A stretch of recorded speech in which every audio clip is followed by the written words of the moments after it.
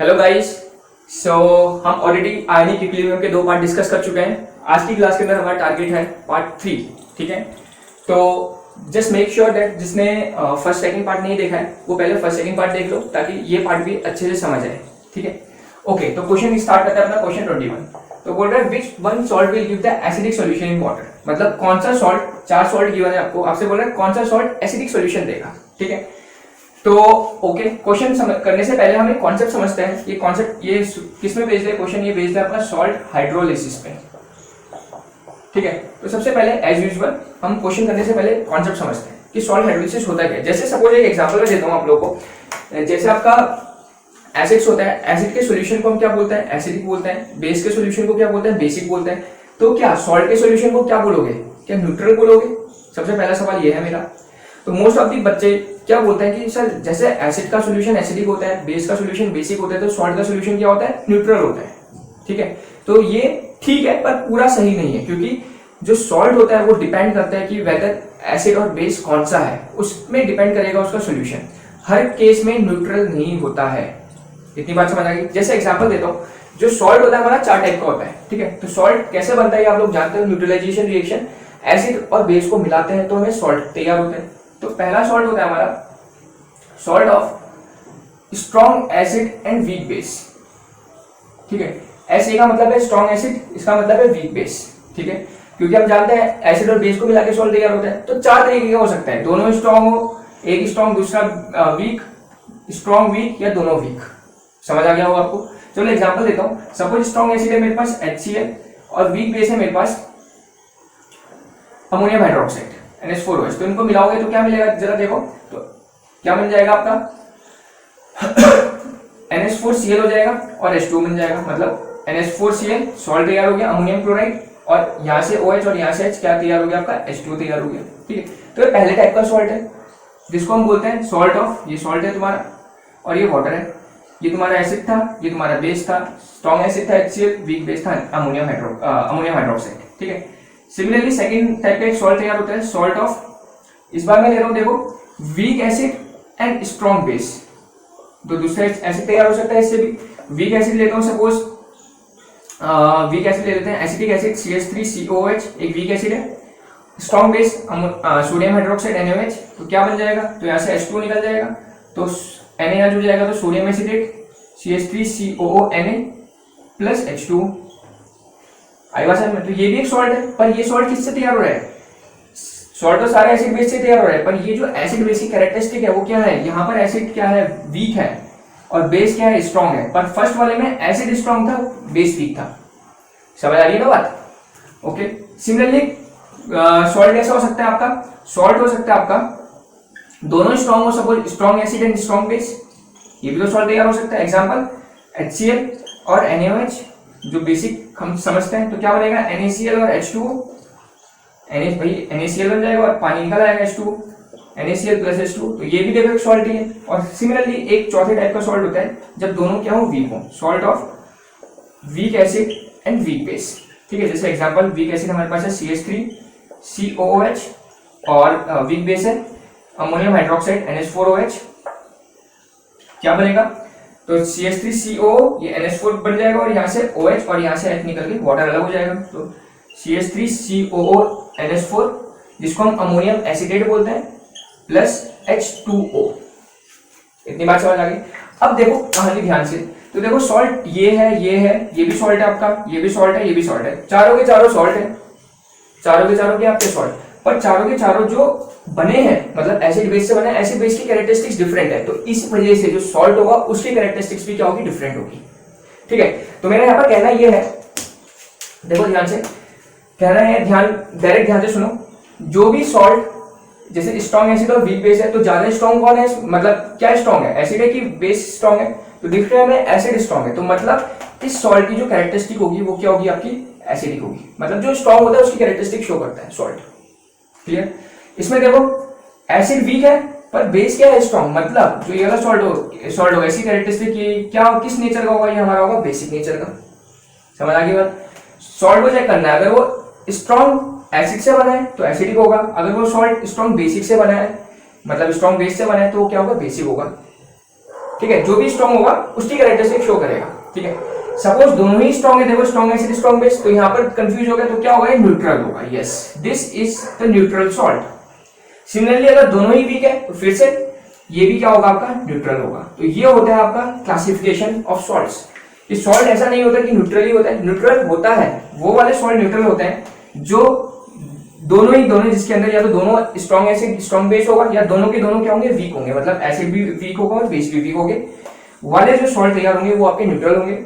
अगर कोई salt strong acid और वीक बेस से बन रहा है तो कौन सा स्ट्रॉन्ग नेचर है उसके अंदर, एसिडिक नेचर है, तो जो सॉल्ट की कैरेक्टरिस्टिक्स होगी वो भी एसिडिक ही होंगी।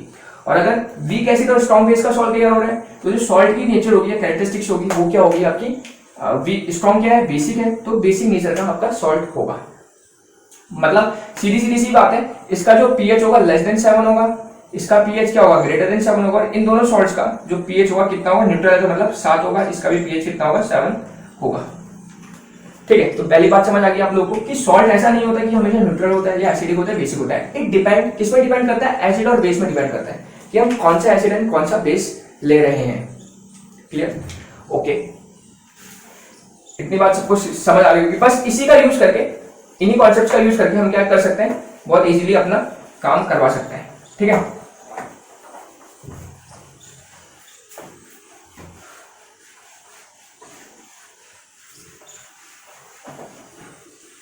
अब देखो क्या है कहानी।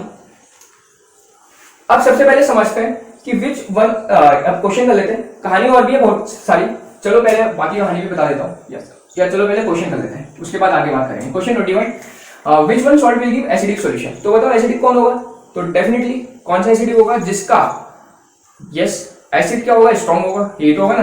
तो देखो CH3CONA है, CH3CONA किस किस से बना है, तो पहचान सकते हो CH3COH से, और ये NaOH से बना है, मतलब ये क्या है, स्ट्रॉन्ग बेस है, और ये क्या है, वीक एसिड, मतलब ये क्या होगा आपका, बेसिक होगा।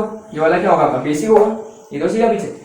NH4Cl क्या होगा, NH4Cl देखो किससे बना है, तो ये Cl कहां से आया होगा, HCl से आया होगा, NH4 कहां से आया होगा, NH4OH से आया होगा, तो ये आपका स्ट्रॉन्ग एसिड है, वीक बेस है, मतलब ये क्या होगा आपका, एसिडिक होगा।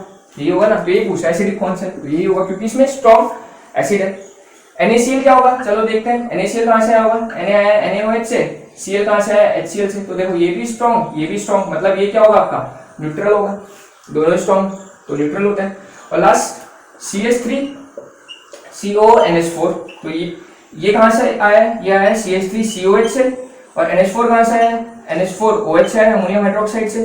तो चेक करो, ये वीक होता है, ये भी वीक होता है, तो अगर दोनों वीक तो सॉल्ट भी क्या होगा आपका, सॉल्ट क्या होगा आपका, न्यूट्रल होगा। दोनों वीक पे न्यूट्रल, दोनों स्ट्रॉन्ग में न्यूट्रल, एसिड स्ट्रॉन्ग है तो एसिडिक, बेस स्ट्रॉन्ग है तो बेसिक। तो आपसे पूछा एसिडिक कौन देगा, तो डेफिनेटली जिसमें स्ट्रॉन्ग एसिड रहा होगा, तो स्ट्रॉन्ग एसिड इसमें रहा है, तो आपका यही ऑप्शन हो जाएगा। ठीक है, ओके।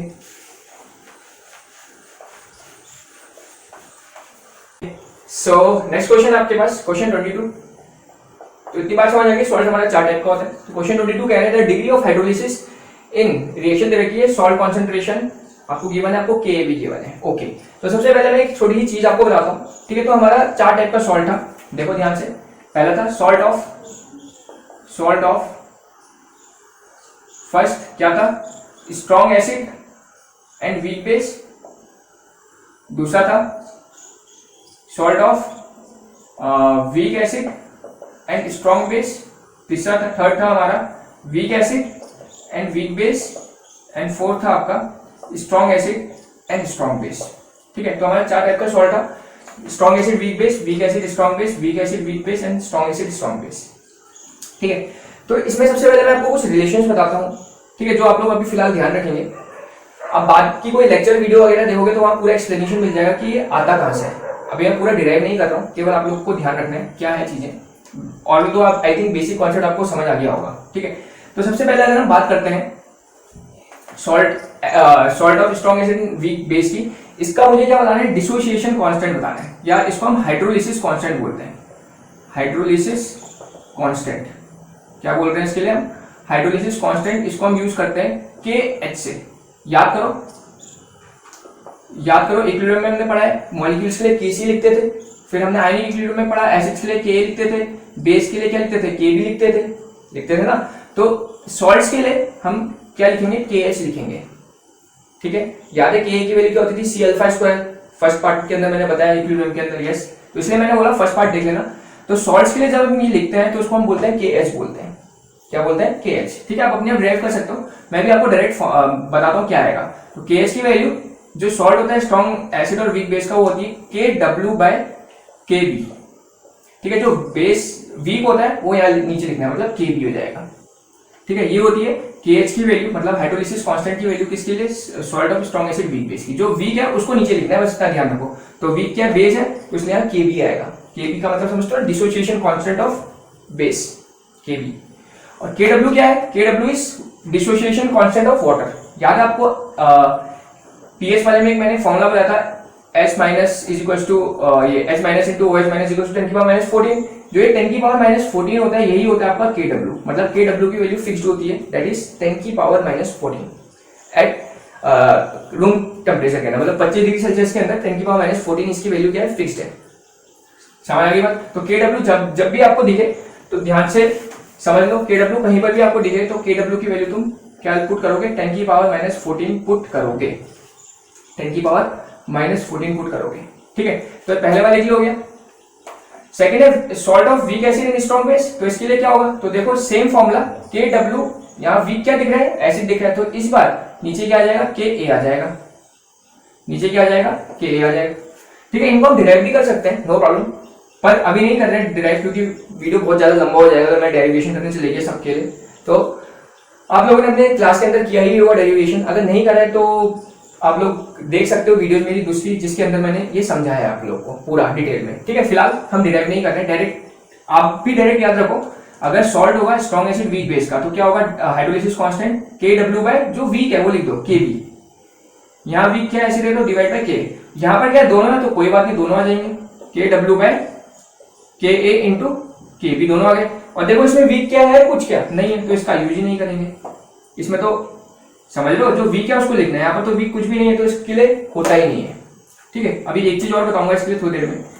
एक और निकालते हैं अल्फा। अल्फा भी आप लोगों ने निकाला है, जिसको क्या बोलते हैं, डिग्री ऑफ डिसोसिएशन बोलते हैं। तो इस केस में उसको क्या बोला जाता है, degree of hydrolysis, degree of hydrolysis, ठीक है। इस केस में उसको क्या बोलेंगे हम, डिग्री ऑफ हाइड्रोलिसिस। जैसे डिग्री ऑफ डिसोसिएशन बोलते हैं जनरली केस में। सीधी सी अल्फा की वैल्यू क्या होगी, तो इस केस में अल्फा इज इक्वल टू क्या होगा, root KH upon C। KH यहां से निकाला आपने, KH को यहाँ पुट करेंगे, और कॉन्सेंट्रेशन जो भी क्वेश्चन के अंदर गिवन होगी तो रूट KH अपॉन C। इस केस में भी same to same alpha is equal to root KH upon C हो जाएगा, KH डिवाइड बाई C। और इस केस में क्योंकि नीचे दोनों है तो इसलिए केवल क्या आता है, रूट KH आता है, ठीक है। और इस केस में अगर KH ही नहीं निकलेगा तो ये भी नहीं निकलेगा। आगे बात समझ में, तो ये टेबल थोड़ा सा ध्यान रखो आप लोग, ये salt of strong acid weak base का hydrolysis constant KW by KB। Weak है, जो बेस वीक है तो KB, और alpha is root KH upon C। इस केस में वीक एसिड है तो KW बाय KA हो जाएगा, क्योंकि वीक जो वीक है उसको नीचे लेना है, बस इतना ध्यान रखो। और रूट KH बाय C हो जाएगा, दोनों ही वीक है तो दोनों ही आ जाएंगे, KW by K into KB। और अल्फा क्या हो जाएगा, केवल रूट KH हो जाएगा, यहाँ पर C नहीं लिखते, ठीक है। यहाँ पर कोई वीक नहीं था तो इसका डिसोसिएशन होता ही नहीं है, ठीक है। और एक चीज और बहुत इंपॉर्टेंट चीज मैं आपको बताता हूँ आपको इससे रिलेटेड, जो ये वाला सॉल्ट है इसका जो हम टॉपिक पढ़ रहे हैं सॉल्ट हाइड्रोलिसिस, तो हाइड्रोलिसिस कांस्टेंट नहीं हो सकता, तो इस सॉल्ट का hydrolysis is not possible, hydrolysis is not possible. ये सब बच्चे ध्यान रखेंगे, ठीक है। तो जो सॉल्ट होता है हमारा सॉल्ट ऑफ स्ट्रॉन्ग एसिड और स्ट्रॉन्ग बेस, उसका तो हाइड्रोलिसिस ही पॉसिबल नहीं होता। तो अगर हाइड्रोलिसिस पॉसिबल नहीं है तो ये और ये तो निकलता ही नहीं है, ठीक है। तो इस टाइप के सॉल्ट का हाइड्रोलिसिस पॉसिबल नहीं है। जैसे सपोज ये वाला क्वेश्चन था, तो इस क्वेश्चन में कभी कभी ऐसा पूछ लिया जाता है, 4 ऑप्शन गिवन होंगे तो आपसे बोला जाएगा कौन से सॉल्ट का हाइड्रोलिसिस पॉसिबल नहीं है, ठीक है। इस टाइप का क्वेश्चन भी बनता है कि कौन से सॉल्ट का हाइड्रोलिसिस पॉसिबल नहीं है। तो आपको पहचानना है वो वाला सॉल्ट जो किससे बना होगा, स्ट्रॉन्ग एसिड और स्ट्रॉन्ग बेस से। जैसे NaCl, तो NaCl में क्या है, किससे बना है, ये NaOH से बना है, और ये कहां से है, HCl से। तो देखो स्ट्रॉन्ग एसिड हो गया, स्ट्रॉन्ग बेस हो गया, तो ये सॉल्ट होगा इसका हाइड्रोलिसिस पॉसिबल नहीं होगा। तो यहाँ ऑप्शन हमारा हो जाएगा सी ऑप्शन हो जाएगा अगर इस टाइप का क्वेश्चन आएगा। आई बात समझ में। तो ऐसे भी क्वेश्चन देखने को मिलते हैं कि बताओ कौन से सॉल्ट का हाइड्रोलिसिस पॉसिबल नहीं है। तो बस आपको पहचानना है ऐसा सॉल्ट जो किससे बना होगा, स्ट्रॉन्ग एसिड और स्ट्रॉन्ग बेस से बना होगा, उस सॉल्ट का हाइड्रोलिसिस पॉसिबल नहीं होगा। क्लियर है? और बाकियों का क्या वैल्यू होगी, हाइड्रोलिसिस कांस्टेंट की वैल्यू मैंने यहाँ लिख दी है। ठीक है, तो आप इसको नोट कर लो, आप इन्हीं वैल्यूज का यूज करके हम बाकी क्वेश्चंस कर लेंगे। ठीक है, ओके। और केडब्ल्यू की ध्यान रखना 10 की पावर -14 होता है। ठीक है, केडब्ल्यू क्या होता है, 10 की पावर -14। तो चलो क्वेश्चन करते हैं। The degree of hydrolysis at salt concentration of 0.01 molar is. Okay, तो डिग्री ऑफ हाइड्रोलिसिस पूछ रहा है, मतलब अल्फा निकालना है। तो अल्फा क्या होता है, अभी देखा हमने KH/C होगा, क्योंकि आपको एसिड गिवन है, एक वीक एसिड, KH/C होते हैं। ठीक है, तो अब प्रॉब्लम में KH निकालना है, तो KH के लिए भी फॉर्मूला बताया था। KH कितना होगा आपका, क्या होगा, KW/KA होगा, ये तो होगा, पीछे लिखा था हमने। और KW हमें पता होता है कितना होता है, 10 की पावर -14। KW की वैल्यू और KA की वैल्यू क्वेश्चन में गिवन है कितना, 1 × 10 की पावर -5। सॉल्व करा, 10 की पावर -14 +5 हो जाएगा, तो कितना बचेगा, 10 की पावर -9। तो KH की वैल्यू होगी 10 की पावर -9। इस फॉर्मूले को पुट करो, रूट KH कितना है, KH निकाल दिया हमने 10 की पावर -9। और कॉन्सेंट्रेशन क्वेश्चन में गिवन है, देखो कितनी है, 0.001। तो इसको सॉल्व करते हैं, 10 की पावर -9 पॉइंट हटेगा, तो 1 2 3 जीरो आएंगे, 10 की पावर, चलो 3 जीरो लगा देते हैं। आगे बात समझ में, तो इसको सॉल्व करा, कितना है, 10 की पावर -6। रूट से बाहर आ जाएगा तो कितना बचेगा, 10 की पावर -3। तभी तो भाई स्क्वायर रूट है ना, तो बाहर आ जाएगा तो 3 × 6 हो जाएगा अंदर जाके, तो 10 की पावर -3। तो ऐसा कोई ऑप्शन दिख रहा है, यस। तो हमारा ए ऑप्शन हो जाएगा, 1 × 10 की power -3। Clear, okay. Now next question. Next question आपके पास, if pKb for fluoride ion is, okay, pKb आपको गिवन है कितना, 10.83 गिवन है। The ionization constant of hydrofluoric acid in water is, ionisation constant बताना है। ठीक है, आयनाइजेशन कांस्टेंट का मतलब समझते हो, जो डिसोसिएशन कांस्टेंट होता है उसी का दूसरा नाम होता है आयनाइजेशन कांस्टेंट या हाइड्रोलिसिस कांस्टेंट, ये सब का मतलब सेम है। ठीक है, आयनाइजेशन कांस्टेंट बोला जाए, डिसोसिएशन कांस्टेंट बोला जाए, हाइड्रोलिसिस कांस्टेंट बोला जाए, सबका मतलब सेम। मतलब आपको क्या बताना है, इसमें KH बताना है, KH की वैल्यू बतानी है। तो सबसे पहले एसिड की बात करिए, तो हमें pKa की जरूरत पड़ेगी। किसकी जरूरत पड़ेगी, हमें pKa की जरूरत पड़ेगी, क्या, सॉरी, Ka की जरूरत पड़ेगी, pKa की नहीं, Ka की। हाँ, K कैसे निकलेगा, जब pK निकलेगा, समझ रहे हो। या फिर Kb निकाल दो, Kb का यूज करके भी Ka निकाल सकते हैं हम लोग। तो देखो कैसे करेंगे इस क्वेश्चन को। सबसे पहले हम Kb निकालते हैं। Pkb अगर पता है तो Pkb का आपको फॉर्मूला पता ही है, -log Kb, जो हमने पीछे यूज करे थे, जैसे Pka का यूज करें -log Ka, तो भाई Pkb का क्या होगा, -log Kb होगा। Pkb की वैल्यू पुट करो 10.83 -log Kb, तो log Kb कितना हो जाएगा, माइनस यहाँ भेज दो, -10.83, या फिर Kb कितना हो जाएगा, एंटी लॉग ऑफ -10.83, कितना हो जाएगा। इतनी बात समझ रहे हो, एंटी लॉग निकालना आप लोगों को आता होगा। ठीक है, जिसको नहीं आता उसके लिए मैं एक सेपरेट वीडियो बनाऊंगा लॉग एंटी लॉग की। ठीक है, वहां से देख लेना, मैं ट्रिक्स बताऊंगा उसमें, लॉग एंटी लॉग कैसे निकालना है। वैसे आई होप कि लॉग एंटी लॉग निकालना तो हर कोई बच्चा जानता होगा। ठीक है, नहीं जानता कोई प्रॉब्लम नहीं है, फिलहाल मैं डायरेक्ट कर रहा हूँ क्योंकि मुझे तो आता है ना, तो मैं डायरेक्ट ही करूंगा। क्या होगा, 10 की पावर -10, और पॉइंट इसकी वैल्यू मैं एंटी लॉग टेबल से देख लेता हूँ कितनी होगी। ये आपकी वैल्यू होगी, कितनी होगी इसकी वैल्यू एंटी लॉग में, 0.147, इसकी वैल्यू होगी 0.147। ठीक है, ये मैंने अपने एंटी लॉग टेबल से देख ली, आप लोग भी निकाल सकते हो। इतनी बात समझ आ गई सबको। अब मैं बस इसको मैं आगे भी पुट कर सकता हूँ, पॉइंट पीछे शिफ्ट करूंगा, इसको ऐसे लिख सकता हूँ 1.47 × 10 की पावर -11, एक पॉइंट पीछे शिफ्ट करा, ये आगे बढ़ गया, 11 हो गया। अब जैसे ही मुझे Kb पता चल गया तो मेरा Kb ऑटोमेटिकली आ जाएगा, क्योंकि एक फॉर्मूला हमें पता होता है, Ka × Kb किसके बराबर होता है, Kw के बराबर होता है। जिसको ये फॉर्मूला नहीं पता वो फॉर्मूला नोट कर लेने वाला। एक और फॉर्मूला मैंने तुम्हें बता दिया, Ka × Kb किसके बराबर होगा, Kw के बराबर होगा। समझ लो ना, ये सिंपल पीएच के टाइम हम इस कॉन्सेप्ट को यूज कर लेते हैं, सिंपल सा कॉन्सेप्ट है। तो Ka अगर आ गया तुम्हारा, K तुम्हें निकालना है, Kb कितना है, या फिर Kw/Kb बोल सकते हो। Kw आपको पता होती है 10 की पावर -14, और Kb तुमने निकाल दिया कितना, 1.47 × 10 की पावर -11। ठीक है, ये तुमने निकाला था वो यहाँ पुट कर दिया। ठीक है, अब ठीक है, इतनी बात समझ आ गई। अब इसको सॉल्व कर लेते हैं। तो कितना आ गया, 10 की पावर -14 डिवाइड बाय 1.47 × 10 की पावर -11 ऊपर भेजो तो कितना बचेगा, 10 की पावर -3 बचेगा, -14 प्लस 11 हो जाएगा 10 की पावर -3। इसको सॉल्व करेंगे कितना आएगा, 1 डिवाइडेड 1.47 तो 0.68 के अराउंड आ जाएगा। तो आपका आ गया 0.68 इंटू 10 की पावर -3, ठीक है। या फिर इसको ऐसे लिख सकते हैं, पॉइंट आगे शिफ्ट कर दो, 6.8 इंटू 10 की पावर, ये भी आगे बढ़ जाएगा 10 की पावर -4। ये आपका आ गया के ए आ गया है।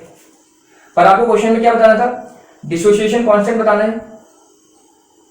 क्या बताना है आपको क्वेश्चन के अंदर, ये बताना है क्या, the ionization constant of hydrofluoric acid, ठीक है। आयनाइजेशन कांस्टेंट बताना है, मतलब ये तो बताना है आपको, एसिड का बताना है, कोई सॉल्ट का नहीं बताना है, ठीक है। The ionization constant of hydrofluoric acid, dissociation constant, hydrolysis constant नहीं बताना है आपको, सॉल्ट का बताना है। और के इज द आयनाइजेशन कांस्टेंट या डिसोसिएशन कांस्टेंट ऑफ एसिड, तो कितना आ गया 6.8 10 की पावर -4। तो ये ऑप्शन दिख ही रहा है हमें, 6.8 इंटू 10 की पावर -4। आगे बात समझ में, इसमें सॉल्ट का नहीं बताना था हमें, क्योंकि क्वेश्चन में बोला है कि डिसोसिएशन या ionization constant of hydrofluoric acid. तो एसिड के लिए डिसोसिएशन या आयनाइजेशन कांस्टेंट क्या होता है, के ए ही होता है। आगे बात समझ में, सॉल्ट के लिए बताना होता है तब हम लगाते हैं KW/K, ये सॉल्ट के लिए होता है, पर सॉल्ट के लिए नहीं लगाना तो उसको हटा दो, ठीक है। तो ये हमारा आंसर हो जाएगा। तो यहाँ पर एक वाला फॉर्मूला ध्यान रखेंगे आप लोग, K into KB is to KW। अगर K भी पता है तो K निकल आता है, K पता है तो KW निकल आता है, ठीक है। ओके, तो ये हो गया आपका क्वेश्चन 22। नेक्स्ट क्वेश्चन है क्वेश्चन 24। 24 क्वेश्चन बोलता है pH of the solution containing 10 ml of 0.1 normal NaOH and 10 ml of 0.05 normal H2SO4 would be। काफी इंपॉर्टेंट क्वेश्चन होते हैं इस टाइप के, 25 क्वेश्चन भी इसी टाइप का ही। डिफरेंस ये है, ऊपर नॉर्मेलिटी गिवन, नीचे मोलैरिटी गिवन है, बाकी सेम ही चीज है, ठीक है। तो ध्यान से देखो कैसे करते हैं इन क्वेश्चंस को, बहुत सारे बच्चों को इन क्वेश्चन में काफी डाउट रहता है, ठीक है। तो एकदम ध्यान से समझो, यहाँ पर हम एसिड डाल रहे हैं और बेस डाल रहे हैं। एसिड कौन सा लिया मैंने, H2SO4, और बेस लिया मैंने NaOH, ठीक है। दो चीज डाल रहा हूं, तो NaOH लिया मैंने 0.1 नॉर्मल 10 मिलीलीटर, और एसिड लिया मैंने 0.05 नॉर्मल, और कितना मिलीलीटर लिया, ये भी 10 मिलीलीटर लिया, ठीक है। तो इन दोनों को मिलाएंगे तो डेफिनेटली हमारा सॉल्ट तैयार होगा, एसिड और बेस है। तो आपको बताना है जो तैयार होगा सॉल्यूशन उसका पीएच कितना होगा, ठीक है।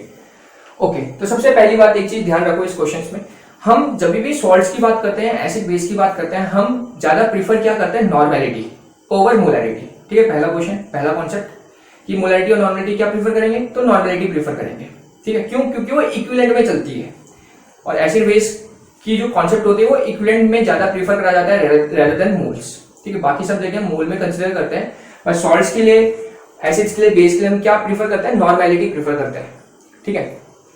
इतना चीज का सबसे पहले ध्यान रखना है, क्योंकि नॉर्मेलिटी का फॉर्मूला क्या होता है, नॉर्मेलिटी अगर आपको याद होगा तो number of equivalents divide by volume of solution in litre होता है।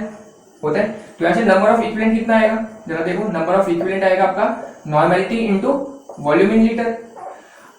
अब most of the time questions में लीटर में नहीं गिवन होता है, किसमें गिवन होता है, मिलीलीटर्स में गिवन होता है। ऑल्दो तुम कर सकते हो 1000 से डिवाइड करके लीटर में कन्वर्ट कर सकते हो, पर कैलकुलेशन बहुत लंबी हो जाती है, ठीक है। तो हम दूसरा अल्टरनेटिव क्या करते हैं, हम इसको मिली इक्विवेलेंट के टर्म में बोलते हैं। फिर से बोल रहा हूं, इसको मिली इक्विवेलेंट के टर्म्स में बोलते हैं। काफी इंपॉर्टेंट पॉइंट, यहाँ पर बच्चों को बहुत ज्यादा डाउट रहता है कि सर मिली इक्विवेलेंट क्या होता है। कुछ नहीं है, जो इक्विवेलेंट होता है उसको 1000 से डिवाइड करोगे तो मिली इक्विवेलेंट बन जाएगा।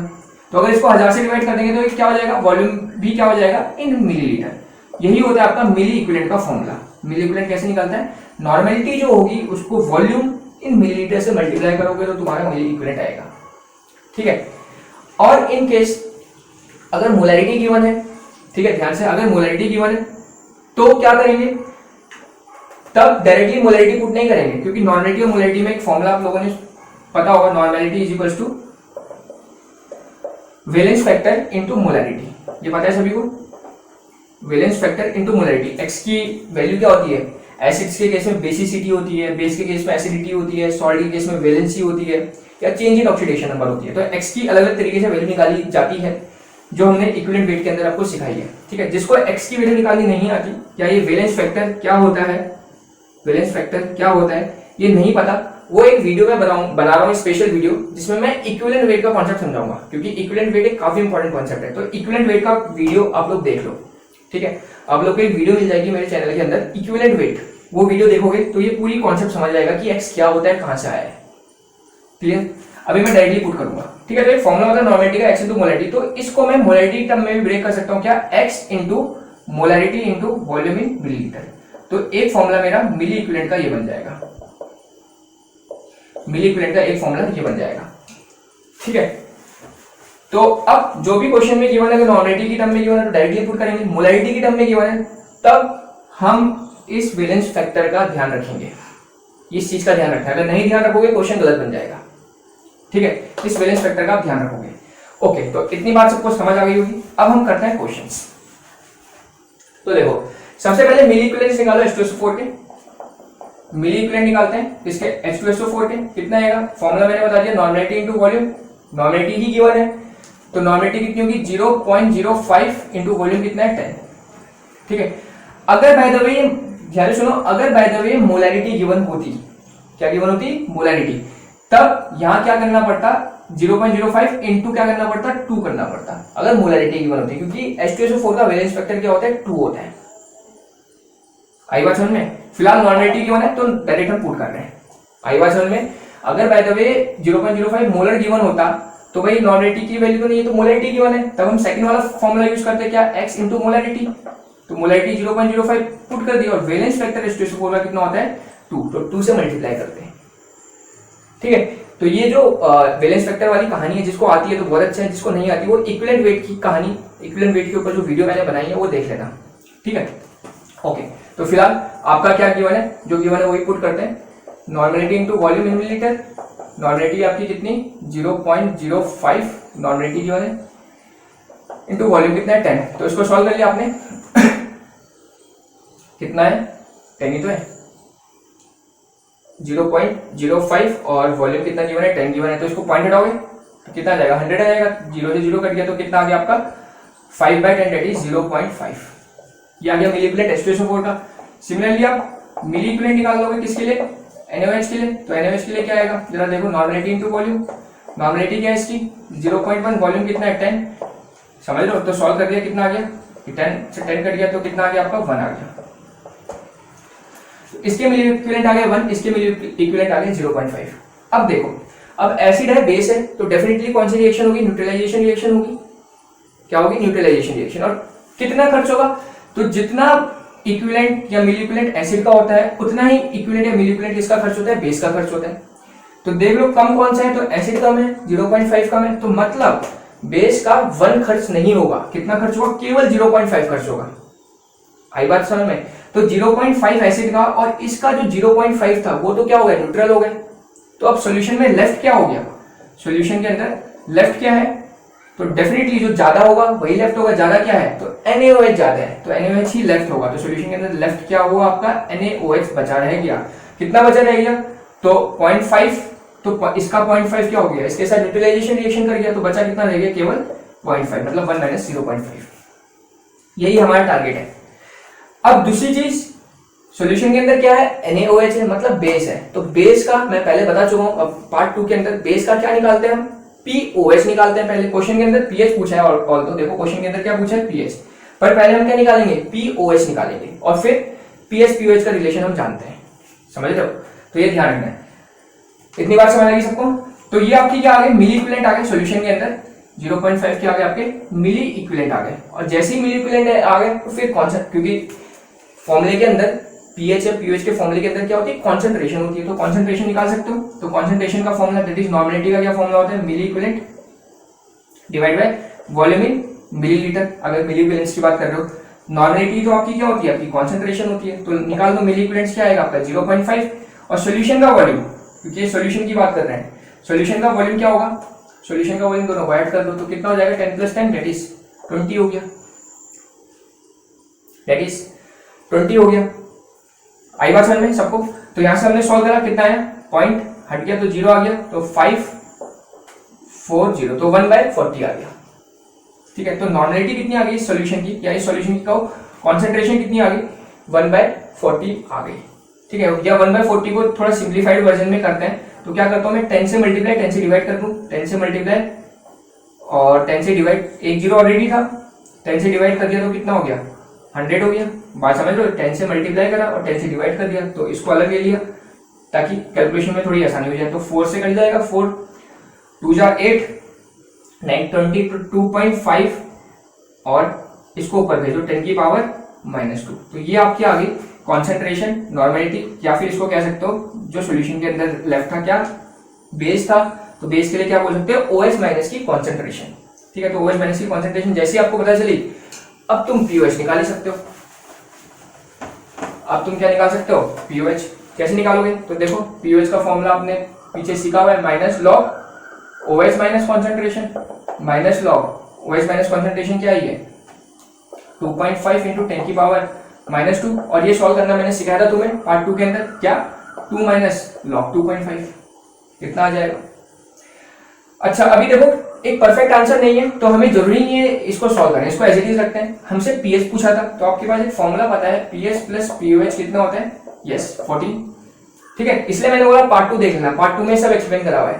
ठीक है, तो पीएच कितना होगा 14 माइनस पीओएच, तो 14 माइनस पीओएच कितना होगा, ये पुट कर दो 2 माइनस लॉग 2.5, उठा के आप पीओएच में पुट कर दिया, तो करोगे तो कितना आएगा 14, ये -2 माइनस माइनस क्या हो जाएगा प्लस लॉग 2.5। तो देखो भाई जो भी वैल्यू होगी 14 में से माइनस करोगे 2 तो कितना आएगा 12, ये आ जाएगा प्लस 12 प्लस लॉग 2.5। ठीक है, तो जो भी वैल्यू होगी, कुछ ना कुछ तो वैल्यू होगी, पॉइंट समथिंग या 1 पॉइंट समथिंग, जो भी वैल्यू होगी उसको जब तुम 12 में ऐड करोगे तो 12 से तो डेफिनेटली ज्यादा ही आएगा। तो ऑप्शन देख लो क्या होगा, पीएच जो होगा तुम्हारा क्या होगा 12 से ज्यादा है, तो यहाँ ऑप्शन क्या दिख रहा है, मतलब ग्रेटर देन 7, 7 से बड़ा है भाई, 12 तो 7 से बड़ा ही होता है ना, तो ओवरऑल आंसर क्या होगा 7 से बड़ा ही आएगा। तो आपका डायरेक्ट आंसर आ जाएगा सी। ठीक है, काफी important question. Now next question करते हैं। तो अगर आप लोगों को क्वेश्चन समझ आ गया तो एक बार आप नेक्स्ट क्वेश्चन अपने आप ट्राई कर सकते हो वीडियो पॉज करके। ठीक है, वीडियो पॉज करो और अगला क्वेश्चन अपने आप ट्राई करो, सेम टू सेम कॉन्सेप्ट में बेस्ड है। और अब देखो क्वेश्चन 25। क्वेश्चन 25 बोल रहा है, which of the following solution will have pH close to 1, इनमें से किसका पीएच 1 होगा। ठीक है, चलो डायरेक्टली इसमें आपको चेक करना पड़ेगा, एक एक करके ऑप्शन चेक करने पड़ेंगे, पर जैसे जैसे आपको प्रैक्टिस होते रहेगी तुम डायरेक्टली आंसर निकाल सकते हो। ठीक है, फिलहाल हम एक एक करके चेक करते हैं। तो पहला क्या ऑप्शन है, एसिड है, HCl के लिए निकालते हैं, HCl के लिए मिली इक्विवेलेंट, हमें स्टाइल समझ आ चुकी है। ठीक है, जहां पर भी एसिड बेस टाइप का इस टाइप का कुछ क्वेश्चन होगा वहां मिली इक्विवेलेंट निकालना है तुमने। मिली इक्विवेलेंट निकालोगे क्या, देखो इस बार मोलैरिटी गिवन है, M/N मतलब मोलैरिटी, तो वो सेकंड वाला फॉर्मूला लगाएंगे, x factor into molarity into volume. HCl का x फैक्टर क्या होता है 1 होता है, तो 1 इनटू मोलैरिटी कितनी है 1/10 और वॉल्यूम कितना है 100, कितना आ गया 10 आ गया इसका HCl का। और सेकंड क्या इसके साथ NaOH है, NaOH के मिली इक्विवेलेंट निकालेंगे, क्या आएगा x into molarity into volume. NaOH का भी वैलेंस फैक्टर कितना होता है 1 होता है, मोलैरिटी कितनी गिवन है आपको 1/10 इंटू वॉल्यूम कितना गिवन है आपको 100। ठीक है, इसका भी कितना आ गया 10। तो देखो जरा ध्यान से, तो इसका HCl के इक्विवेलेंट या मिली इक्विवेलेंट कितना आ गया 10 आ गया, और NaOH के भी मिली इक्विवेलेंट मतलब बेस के भी मिली इक्विवेलेंट कितना आ गया 10 आ गया। तो इस बार तो जितना ये है उतना ही है, मतलब पूरा का पूरा रिएक्शन कट जाएगा भाई, बराबर आ गया ना। मतलब ये क्या देगा आपका, ये न्यूट्रल देगा, मतलब इसका पीएच कितना होगा 7 होगा, इसका पीएच कितना होगा डायरेक्टली बता देंगे, पीएच कितना होगा इसका 7 होगा। आई बात समझ में, क्योंकि जितना एसिड है उतना ही बेस है, तो न्यूट्रलाइजेशन रिएक्शन कंप्लीट न्यूट्रलाइजेशन हो जाएगा और पीएच क्या हो जाएगा 7 हो जाएगा। Clear, okay. सेकंड चेक करते हैं, सेकंड निकालो। HCl के लिए पहले मिली इक्विवेलेंट, HCl के लिए निकालते हैं, कितना आएगा डायरेक्ट निकाल रहा हूं x into M into B. ठीक है, डायरेक्ट निकाल देता हूं, चलो डायरेक्ट वैल्यू पुट कर रहा हूं। x की वैल्यू 1, ये दे रखा 1/5 इंटू 75। ठीक है, कितना आ जाएगा 15 आ जाएगा। मिली इक्विवेलेंट निकालेंगे NaOH के। ठीक है, फॉर्मूला आपको पता है, ये वाला फॉर्मूला यूज कर रहे हैं हम। x फैक्टर इसका 1 होता है, वैलेंस फैक्टर 1, इसका दे रखा है 1/5 और 25 सॉल्व करा कितना आएगा 5 5 से 25, तो कितना आ गया 5 आ गया। अब देखो HCl है 15, NaOH है 5, तो न्यूट्रलाइजेशन रिएक्शन होगी, कम कौन है बेस कम है, तो ये तो पूरा का पूरा खत्म हो जाएगा। और इसका कितना खत्म होगा 5 इक्विवेलेंट खत्म हो जाएगा, क्योंकि भाई 5 इक्विवेलेंट बेस है, किसके साथ रिएक्ट करेगा 5 इक्विवेलेंट एसिड के साथ रिएक्ट करेगा। तो बचेगा क्या सॉल्यूशन के अंदर, तो सॉल्यूशन के अंदर क्या बचेगा आपको HCl मिला रहेगा, मतलब सॉल्यूशन का हम पीएच डायरेक्टली निकाल सकते हैं, क्योंकि HCl है सॉल्यूशन के अंदर। कितना लेफ्ट है भाई 5 इक्विवेलेंट तो इसके साथ न्यूट्रलाइजेशन रिएक्शन कर देगा, तो बचेगा कितना 15 माइनस 5 दैट इज 10 इक्विवेलेंट बचे रहेगा, 10 मिली इक्विवेलेंट बचा रहेगा लेफ्ट सॉल्यूशन का HCl के अंदर, मतलब सॉल्यूशन में क्या बचा रहेगा HCl, क्योंकि वो ज्यादा है, समझ लो 5 तो खर्च हो गया इसके साथ। ओके, अब जैसे तक पता चला हम कॉन्सेंट्रेशन निकाल सकते हैं इस प्लस की, कैसे निकालते हैं, तो milliequivalent divide by volume, पीछे फॉर्मूला लिखा था मैंने 24 क्वेश्चन के अंदर, milliequivalent divide by total volume solution का, तो सॉल्यूशन का वॉल्यूम कितना है 75 प्लस 25, 75 प्लस 25 दैट इज 100, तो सॉल्व करा कितना आया 10 की पावर -1 आ गया 1/10, चलो पूरा ही लिख लो 1/10 इज इक्वल टू 10 की पावर -1 आ गया। अब PS क्या होता है माइनस लॉग H प्लस होता है, मतलब माइनस लॉग 10 की पावर -1, तो इसको सॉल्व करोगे क्या आएगा 1, तो देखो आ गया pH 1, ये पूछा है, तो ये हमारा आंसर हो जाएगा। आई बात समझ में, तो इसी का यूज करके तुम C और D भी अपने आप कर सकते हो, C और D का अपने आप निकाल के देख लो कैसे निकलेगा, वैसे हमारा आंसर आ चुका है भी, तो इसी स्टाइल में ये तुम्हारे लिए होमवर्क है और अच्छी प्रैक्टिस हो जाएगी तुम्हारी, C और D का निकालो, ठीक है। बस एक चीज का ध्यान रखना है, जो जिसके इक्विवेलेंट ज्यादा होंगे, जैसे इस केस में क्या इक्विवेलेंट ज्यादा थे, एसिड के इक्विवेलेंट ज्यादा थे, तो हम pH पहले निकालेंगे, उसके बाद pH एक बार आ जाए तो अगर POH भी पूछा है तो हमारे पास फॉर्मूला तैयार रहता है pH plus POH equals to 14, ठीक है, तब हम pH निकालते हैं। अगर बेस के ज्यादा होंगे तो pH पूछा है पर पहले क्या निकालना पड़ेगा, हमें POH निकालना पड़ेगा क्योंकि बेस है उसके अंदर, ठीक है, इस क्वेश्चन में हमने देखा था वो, तो इस चीज का आपको ध्यान रखना है। तो आप C और D का अपने आप करो, और ये हो गया आपके 5 क्वेश्चन। अब हम बात करते हैं नेक्स्ट 5 क्वेश्चंस की, ठीक है, तो ये आ गए आपके नेक्स्ट 5 क्वेश्चन, ठीक है। तो अब डिस्कस करते हैं क्वेश्चन नंबर 26। तो क्वेश्चन 26 कहता है the most important buffer in blood, तो आपसे पूछा बफर कौन सा प्रेजेंट होता है ब्लड के अंदर, ठीक है, तो बफर कौन सा प्रेजेंट होगा वो बात की बात है, पहले समझते हैं कि बफर होता क्या है, ठीक है, और बफर कितने टाइप्स का होता है और क्या इक्वेशंस इसके अंदर यूज करते हैं। तो देखो सबसे पहली बात बफर होता क्या है, buffer is the pH resistant system.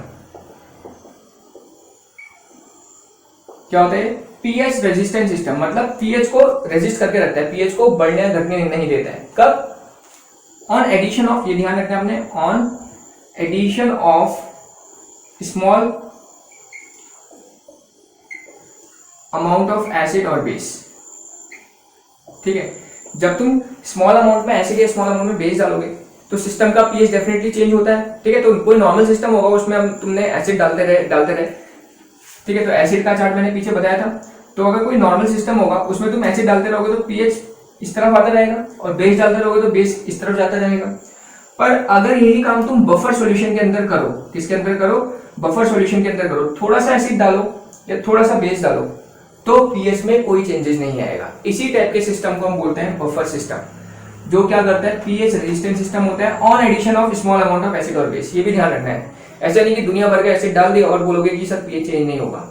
अगर दुनिया का एसिड डाल दोगे तो pH तो चेंज करेगा ना, स्मॉल अमाउंट में, ठीक है, ये भी ध्यान रखेंगे हम लोग, स्मॉल अमाउंट में कोई चेंज नहीं होता है।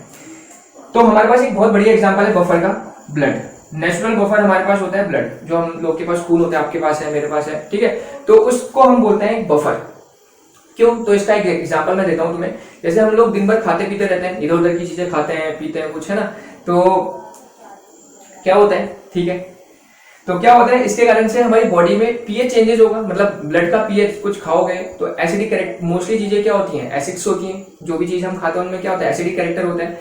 तो हमारी बॉडी का जो ब्लड का जो pH है वो घटता है बढ़ता रहता है, ठीक है, मेजरली घटेगा। तो कितना होता है 7.3 7.4 के अराउंड होता है, 7.3 7.4 के अराउंड रहता है। तो कुछ एसिडिक खाओगे तो देखो इधर की तरफ आएगा pH 0 की तरफ। तो सोचो अगर pH में थोड़ा ज्यादा चेंजेस आने लग जाएगा तो बहुत दिक्कत हो सकती है हमारी बॉडी को। बात समझ लो, pH हमारी बॉडी का मेंटेन रहना चाहिए वरना प्रॉब्लम होने लग जाएगी। जैसे ज्यादा एसिडिक होता है तो एसिडिटी वगैरह होने लग जाती है, बात समझ लो। तो इसीलिए करता क्या हमारा ब्लड का काम क्या होता है, जैसे ही तुमने कुछ एसिडिक खाया, ठीक है, तो होना क्या चाहिए था pH इधर शिफ्ट होना चाहिए था, पर ब्लड क्या करता है उस pH में कोई चेंजेस नहीं होने देता है। तो इसीलिए इसको हम बोलते हैं एक बहुत बढ़िया बफर और एक नेचुरल बफर है, बात समझ लो। तो यही काम होता है हमारा ब्लड का कि वो हमारे pH को चेंज नहीं होने देता है, ठीक है। और इसी टाइप के सिस्टम को हम बोलते हैं buffer system, pH resistant system. Clear, बात समझ आ गई, ओके, काफी इंपॉर्टेंट है हमारा बफर। अब दूसरी चीज, हमें एक्सपेरिमेंट्स में जब हम लैब में एक्सपेरिमेंट करते हैं तब हमें बहुत जगह बफर चाहिए होता है, ठीक है। तो बफर कैसे बनाओगे, क्या अपना हाथ काट के खून दे दोगे क्या, ऐसा तो नहीं करोगे, है ना, खून अपने हाथ का थोड़ा ना दोगे भाई।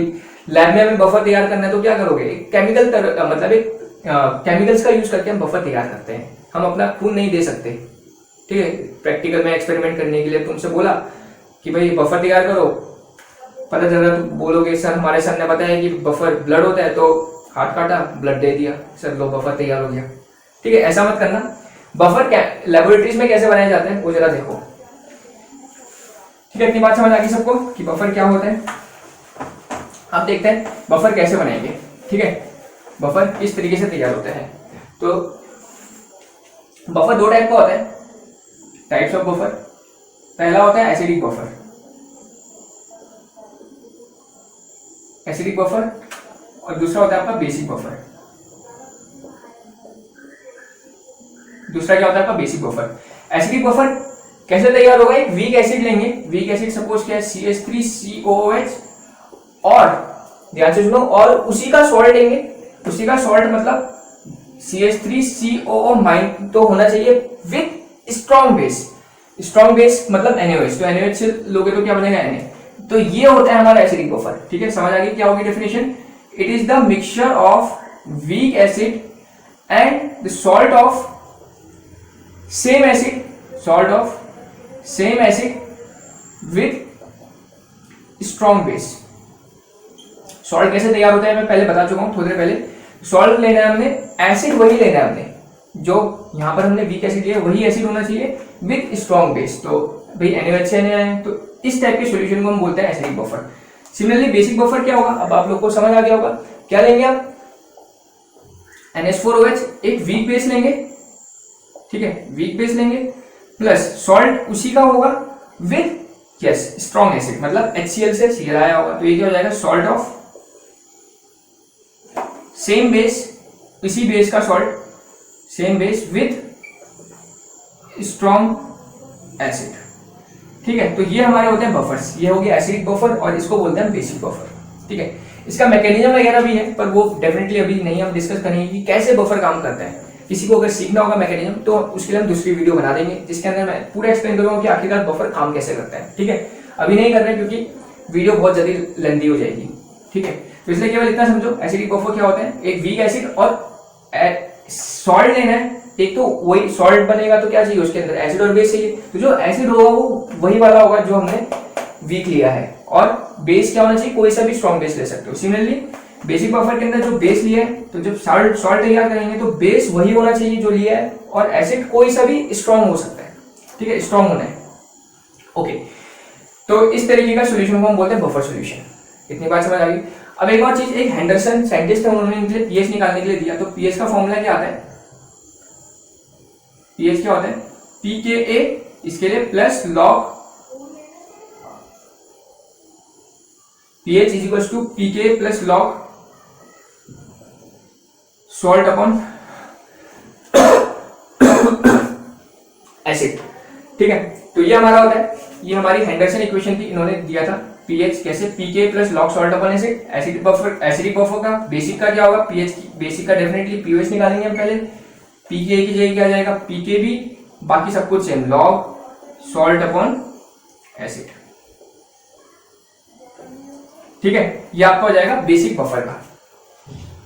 इतनी बात समझ आ गई। तो ये एसिडिक बफर का फॉर्मूला हो गया, और ये आपका बेसिक बफर का फॉर्मूला हो गया। हेंडरसन इक्वेशंस भी बोलते हैं इसको। कौन सी इक्वेशन, हेंडरसन इक्वेशन, क्योंकि इन्होंने हमें ये दोनों इक्वेशंस दी थी। pH is equal to pKa plus log salt upon acid, और pH equal to pKb plus log salt upon acid, ठीक है, ओके। अब करते हैं क्वेश्चंस। इतनी बात क्लियर होगी आप लोगों को। अब करते हैं क्वेश्चंस।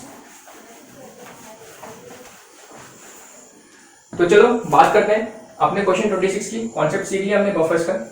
तो बोल रहे हैं कौन सा बफर होता है ब्लड के अंदर, which is the most important buffer in the blood, ठीक है। तो पहली बात, बफर जिसको पता है तो डायरेक्टली कर ले आंसर, डायरेक्टली कर सकते हो। अगर नहीं पता है तो कॉन्सेप्ट लगाओ। कॉन्सेप्ट क्या था, वीक एसिड होना चाहिए पहले। तो देखो ये स्ट्रॉन्ग एसिड है, नहीं हो सकता, ये वीक एसिड है, हो सकता है, कार्बोनिक एसिड है, ये भी वीक एसिड है, हो सकता है, ये स्ट्रॉन्ग एसिड है, ये नहीं हो सकता। तो देखो ए और डी ऑप्शन तो ऐसे ही एलिमिनेट हो गए।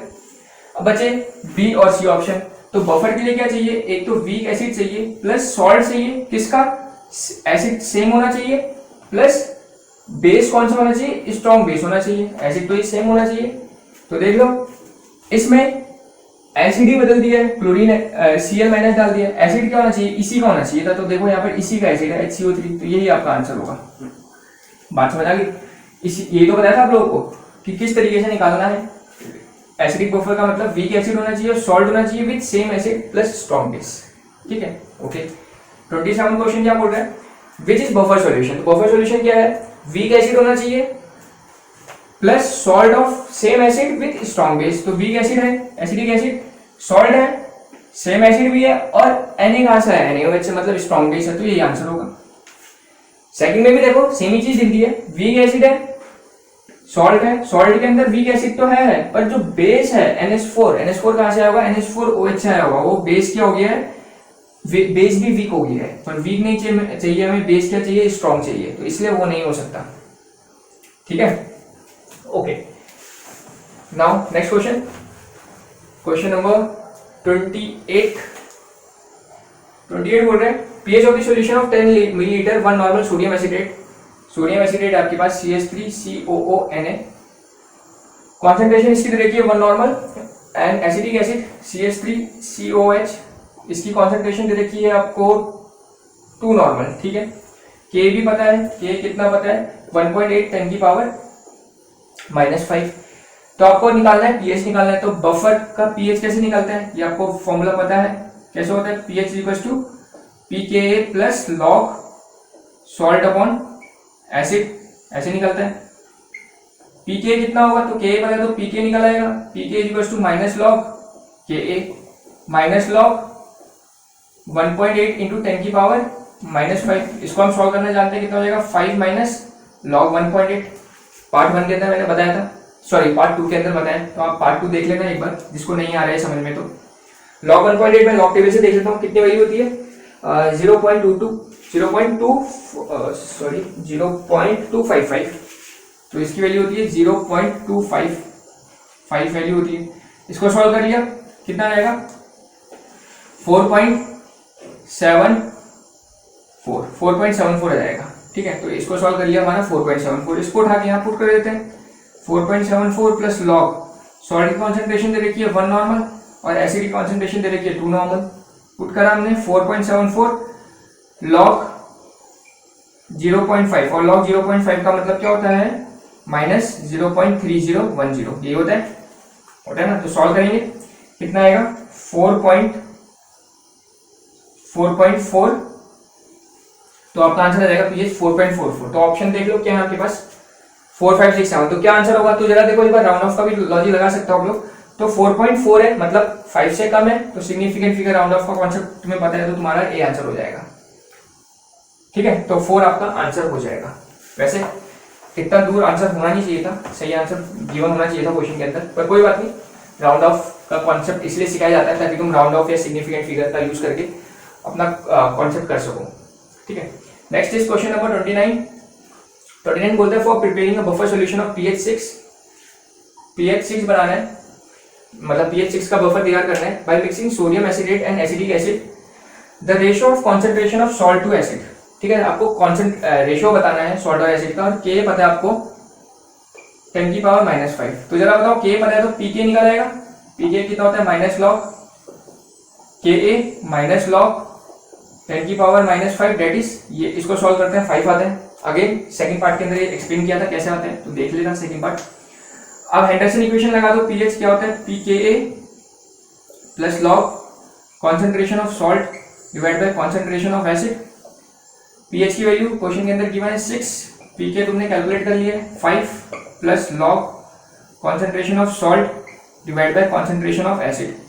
इसको इधर ले आ दो, तो कितना बचेगा, log concentration of salt divide by concentration of acid, कितनी आएगी, 5 में आएगा तो 6 माइनस 5 कितना बचेगा, 1 बचेगा। तुम्हें ये बतानी है, तो concentration of salt divide by concentration of acid क्या आ जाएगा आपका, लॉग यहाँ से जाएगा तो एंटी लॉग बन जाएगा, एंटी लॉग ऑफ 1, और एंटी लॉग ऑफ 1 कितना होता है, 10 होता है।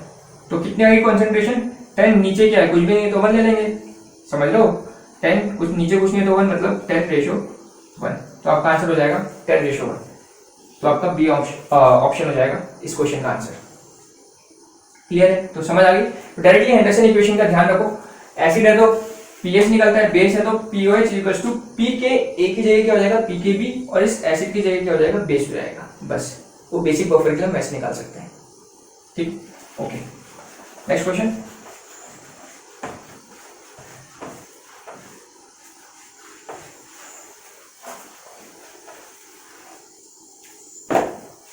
नेक्स्ट क्वेश्चन है हमारे पास क्वेश्चन 30।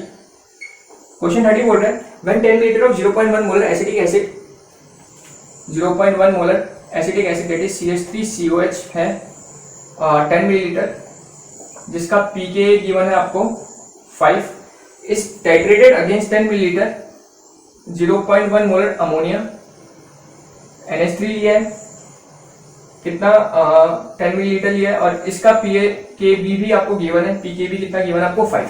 ठीक है, इन दोनों को मिलाया आपस में, तो बताना है रिजल्टेंट सॉल्यूशन का पीएच क्या होगा। तो ये जो क्वेश्चन है ये सॉल्ट हाइड्रोलिसिस में बेस्ड है, जो हमने पहले बात करी थी, क्योंकि हम एसिड को और बेस को मिला रहे हैं तो डेफिनेटली सॉल्ट तैयार होगा। अब देखो कौन सा एसिड है, वीक एसिड है और वीक बेस है, तो जो पीएच होता है किसका, वीक एसिड, सॉल्ट लिख लो, किसका, salt of weak acid and weak base.